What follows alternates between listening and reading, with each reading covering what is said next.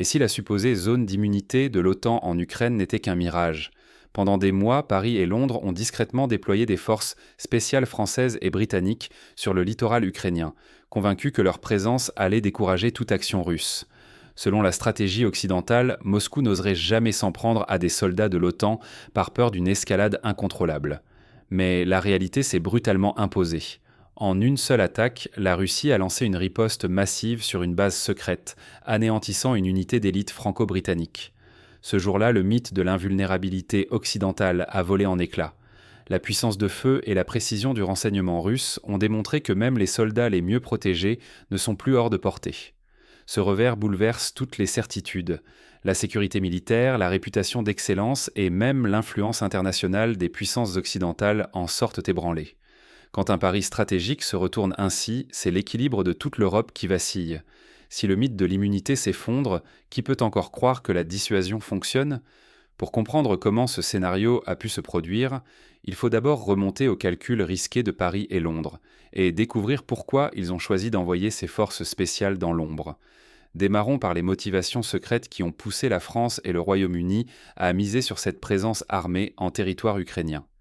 Pourquoi Paris et Londres ont-ils franchi la fameuse ligne rouge en envoyant des soldats sur le sol ukrainien, au risque d'une confrontation directe avec Moscou?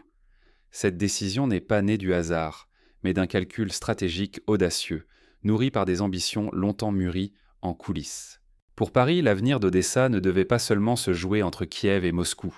La France imaginait déjà contrôler ce port vital une fois le conflit terminé, assurant ainsi sa présence en mer Noire et renforçant son influence sur le flanc sud-est de l'Europe.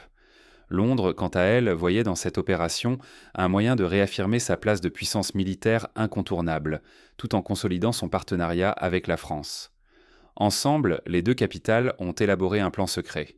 Déployer discrètement plusieurs centaines de commandos d'élite, forces spéciales françaises et britanniques, entre Odessa et Nikolaïev. Le choix du terrain ne doit rien au hasard. D'anciennes bases soviétiques, abandonnées depuis des décennies, parsemées en ce littoral stratégique, offrant des lieux de repli loin des regards et des frappes directes. La logistique de l'opération était d'une complexité extrême. Les hommes arrivaient par vagues, toujours de nuit, via des vols militaires qui atterrissaient dans les zones les plus sûres de l'ouest ukrainien.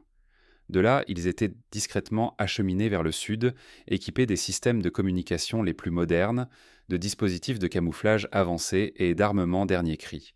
Chaque détail comptait. Il fallait éviter la détection, tant par les satellites russes que par les patrouilles locales. Derrière cette audace occidentale, un pari. La Russie, pensait-on-t-il, n'osera jamais frapper une cible clairement identifiée comme OTAN, de peur de déclencher une escalade incontrôlable.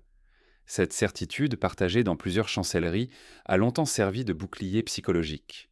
Aux yeux des planificateurs, la présence physique des militaires de l'Alliance sur le terrain imposait une zone d'immunité, un tabou que Moscou n'oserait franchir sous peine d'enflammer toute l'Europe. Pourtant, ce choix exposait ses forces à des risques inédits. Jamais depuis la création de l'OTAN, des commandos occidentaux n'avaient opéré aussi près du front contre la Russie, dans un environnement aussi saturé de moyens de renseignement et de puissance de feu adverses. La réussite de la mission dépendait donc non seulement de la discrétion, mais d'un pari risqué sur la prudence de Moscou.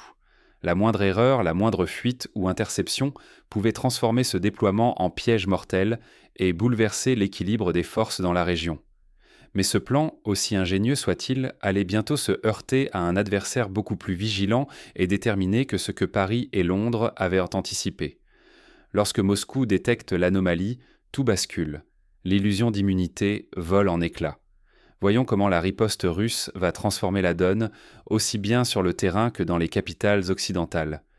Comment la foi absolue dans l'invulnérabilité a-t-elle mené à la catastrophe ? Les forces françaises et britanniques, fraîchement arrivées en Ukraine, étaient convaincues que leur statut OTAN leur offrait une immunité totale.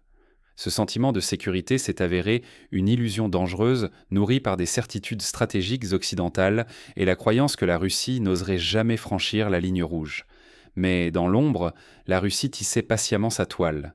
Ses services de renseignement ont mobilisé tout leur arsenal, satellites espions scrutant chaque mouvement, interceptions radio ciblant les transmissions suspectes, et surtout, le réseau d'agents locaux qui surveillaient les moindres allées et venues près des anciennes bases soviétiques du littoral.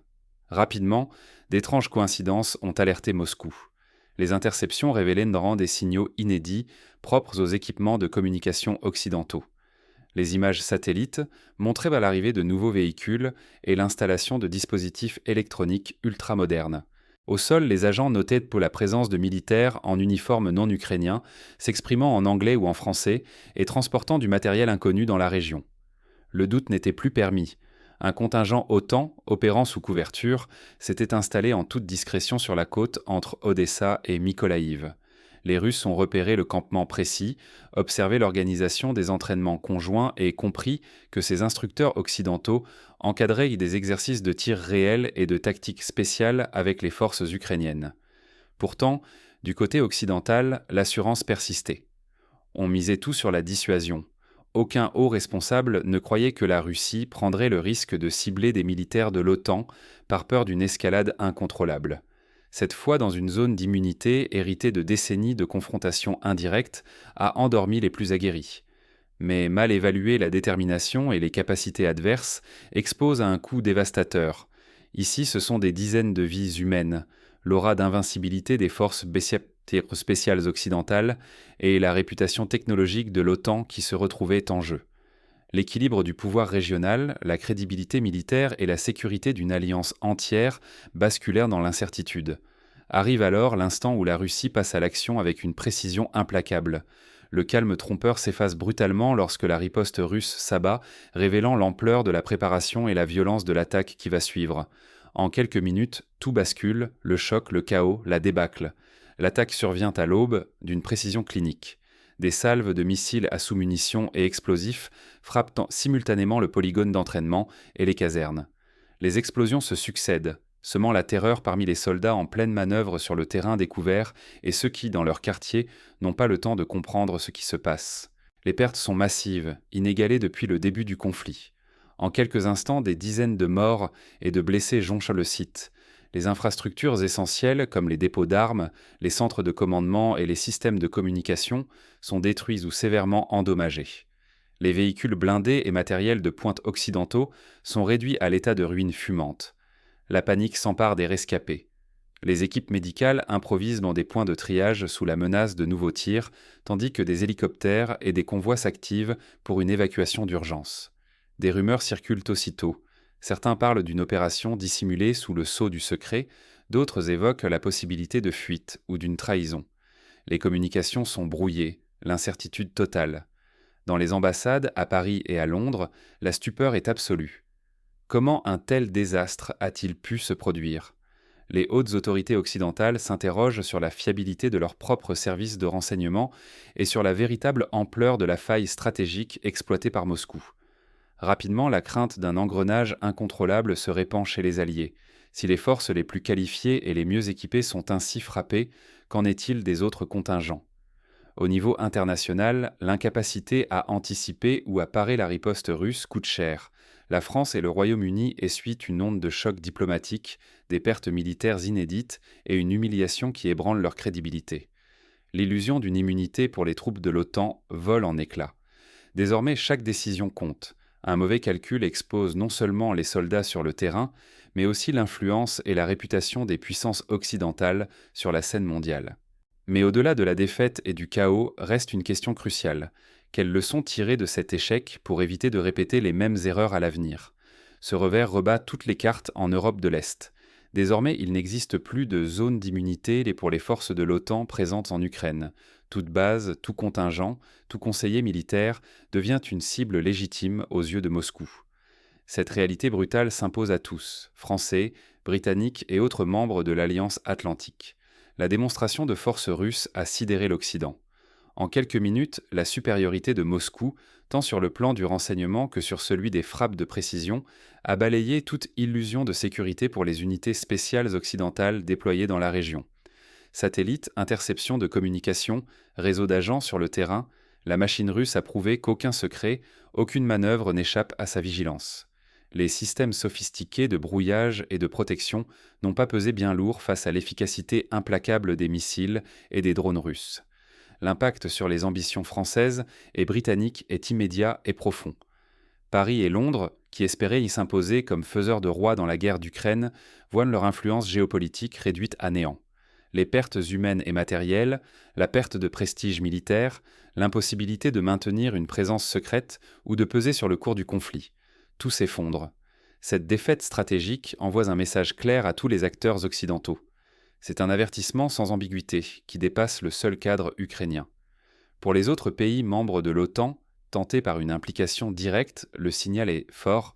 Désormais, chaque soldat envoyé au front devient un pari risqué. Chaque opération clandestine expose à la riposte. La dissuasion fonctionne. L'engagement militaire occidental en Ukraine est devenu un terrain miné où le coût d'une intervention pourrait dépasser les bénéfices escomptés. Pour l'Occident dans son ensemble, l'enjeu est considérable. Chaque erreur de calcul augmente le risque d'une escalade incontrôlable, fragilise la crédibilité collective de l'OTAN et bouleverse à long terme l'équilibre des forces en Europe. Le tabou de l'impunité vient de voler en éclats. Les chefs d'état-major et les décideurs politiques européens sont désormais confrontés à une nouvelle donne stratégique, où la moindre décision peut avoir des conséquences dramatiques et irréversibles. Face à ces bouleversements, quelle posture adopter ? Voici ce que chacun doit retenir. La question n'est plus seulement militaire, elle devient existentielle pour l'OTAN et ses alliés. Comment réagir et quelles leçons tirer de ce choc stratégique ? Décortiquons ensemble les enseignements majeurs de cette crise. La sécurité d'un soldat dépend-elle d'un simple drapeau ou bien d'une réelle capacité à anticiper les risques ? Cette question n'a jamais été aussi brûlante. L'attaque russe sur une base où opéraient des forces spéciales françaises et britanniques vient de pulvériser les certitudes de l'OTAN en Ukraine. Ce n'est plus le passeport ou le statut d'allié qui protège, mais la capacité à comprendre la détermination de l'adversaire et ses moyens technologiques. En privilégiant la logique du symbole, croire qu'un uniforme occidental suffirait à garantir l'immunité, les stratèges occidentaux ont commis une imprudence majeure. L'illusion de la zone protégée s'est effondrée face à la réalité des reconnaissances satellites, des interceptions radio et de la précision des frappes russes. Les conséquences de cette erreur stratégique sont terribles. On ne parle pas seulement de matériel détruit, mais de dizaines de vies perdues, de la réputation militaire de puissances européennes ébranlées et d'un rapport de force géopolitique bouleversé. Sous-estimer un adversaire déterminé, c'est risquer beaucoup plus qu'une défaite tactique. C'est mettre en jeu la crédibilité, la sécurité nationale et l'influence internationale. Désormais, l'Europe et l'OTAN n'ont plus le luxe de s'accrocher à leurs anciennes certitudes. L'équilibre du continent, la vie de leurs soldats et leur stature mondiale dépendent de leur capacité à repenser profondément leurs choix d'engagement. La leçon est claire. Quiconque se trompe d'adversaire ou croit pouvoir imposer ses règles sans égard pour la réalité du terrain risque de tout perdre. La puissance ne se décrète pas. Elle se construit sur la lucidité et l'humilité stratégique. À vous maintenant de vous interroger. La sécurité se construit-elle sur les symboles ou sur la compréhension lucide des menaces ? Les prochains mois révéleront si l'Occident saura en tirer les vraies leçons.